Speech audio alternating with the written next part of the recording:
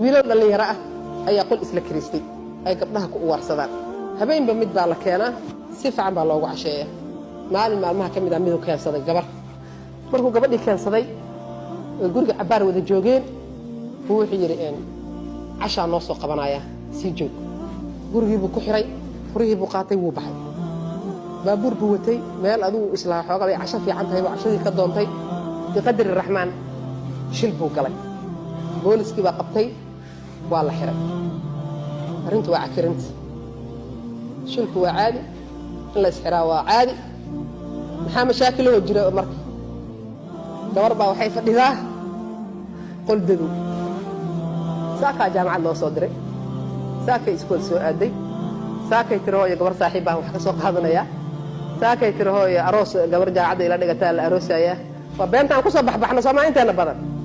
yaa waa beenahan ku soo baxna